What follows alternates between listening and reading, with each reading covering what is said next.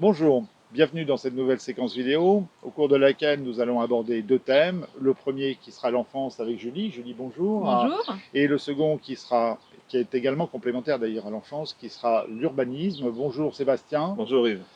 Alors, Julie, on va commencer par vous, honneur d'âme. Dites-nous qui vous êtes déjà.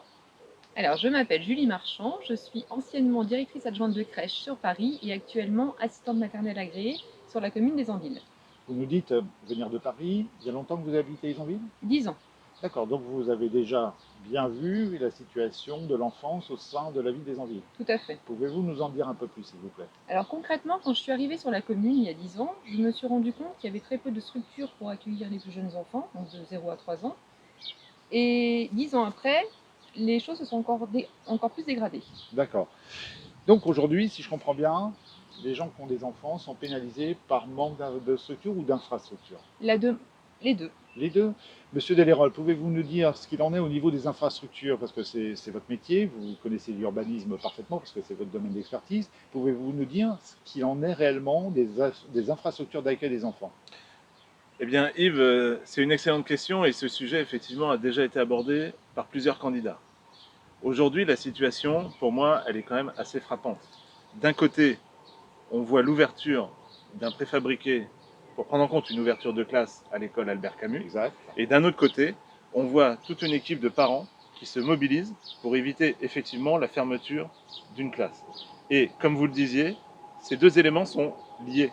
Aujourd'hui, quand on réfléchit à une infrastructure, à l'urbanisme à longue échelle d'une commune, on doit prendre en compte ces éléments-là. Une classe, enfin une école plus généralement, parce que j'ai entendu aussi dire que certains élus, enfin certains candidats à l'élection veulent créer un groupe scolaire, c'est à peu près 5 à 6 millions d'euros. Donc aujourd'hui, il y a d'autres façons de faire, et en rationalisant l'urbanisation, on arrive à anticiper ces fermetures de classes et sans revoir forcément la carte scolaire ou forcément se faire plaisir avec un nouveau groupe scolaire juste par pure ambition politique. Alors effectivement, il y a aussi l'aspect financier qui est loin d'être neutre, hein, parce qu'aujourd'hui, beaucoup de gens parlent de beaucoup de choses, ils veulent faire des projets pharaoniques.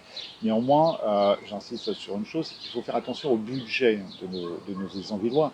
Pourquoi? Parce qu'aujourd'hui, il y a un tel matraquage fiscal qu'il faut absolument l'absorber.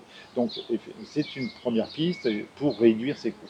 Maintenant, je me permets de revenir sur une autre tranche de l'enfance, qui est la toute petite enfance. Je vous propose de parler de la crèche.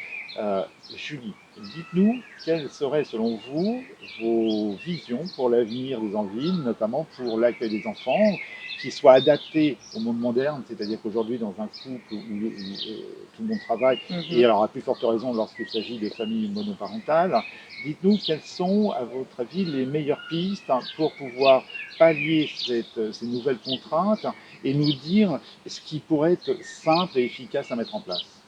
Tout à fait. Alors, la demande est plus forte que l'offre. Oui, De nombreuses familles se retrouvent sans mode de garde oui, pour reprendre le travail. ce qui est compliqué.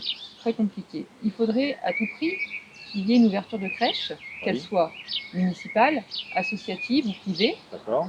qui puisse accueillir un nombre d'enfants pour Oui, pallier au manque des assistantes maternelles qui n'ont pas la capacité d'accueil d'accord. extensible. Donc vous nous dites qu'en gros, qu'on peut faire un bâtiment, alors ça je poserai la question tout à l'heure à Sébastien, mais on peut faire un bâtiment dans lequel on mettrait une équipe soit de gens indépendants, enfin de spécialistes indépendants, pardon, ou soit Une équipe une équipe pluridisciplinaire. qui soit pluridisciplinaire.